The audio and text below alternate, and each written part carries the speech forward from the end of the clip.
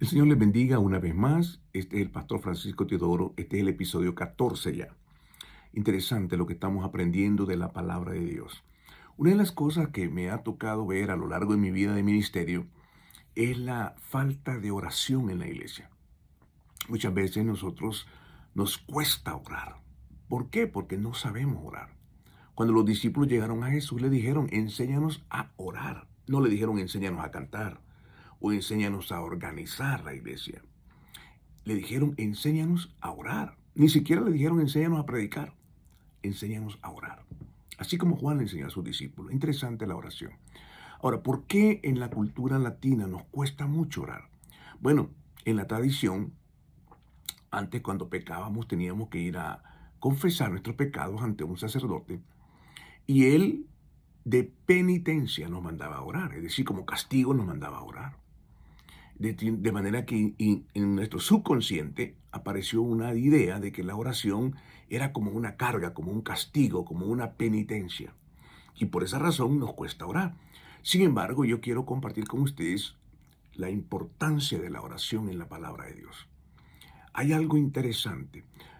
Si nosotros le preguntáramos a Dios, o mejor dicho, perdón, déjenme explicarlo mejor.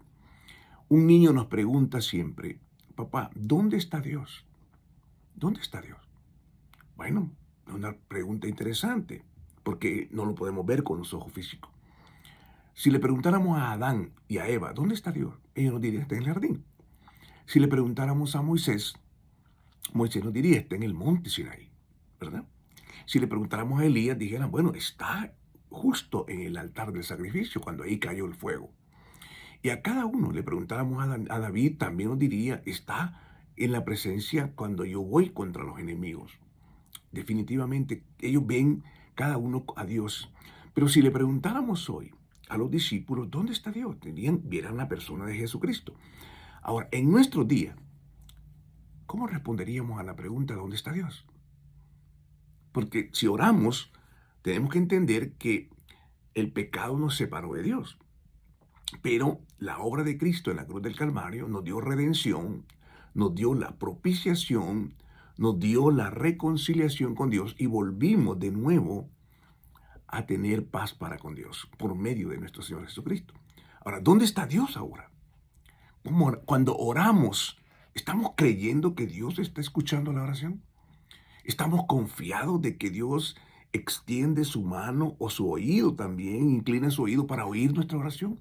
¿Él sabe lo que estamos orando? ¿Cómo sabemos esto?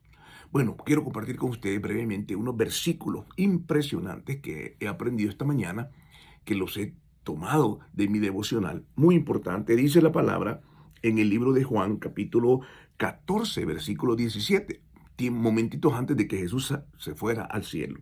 Dice, el Espíritu a la verdad, a quien el mundo no puede recibir, porque no lo ha visto, ni lo ha conocido.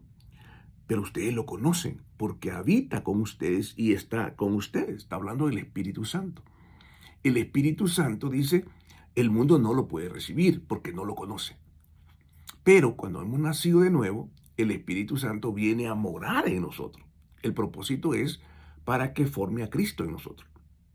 Dice, habita con nosotros y está en nosotros. Es bien interesante esta palabra. Entonces, cuando oramos, tenemos que tener la convicción que el Espíritu Santo está en nosotros y con nosotros. Jesús lo dijo, yo lo creo.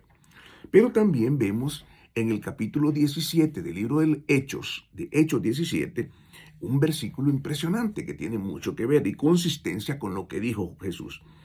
Él dice en el versículo 27 del capítulo 17, para que busquen e investiguen acerca de Dios y lo encuentren a través de sus creaciones, porque ciertamente Él no está lejos de ninguno de nosotros, porque en Él vivimos y nos movemos y somos, como también algunos sabios que están entre ustedes. ¿Por qué? Él no está lejos de ninguno de nosotros, es decir, Dios está muy cercano.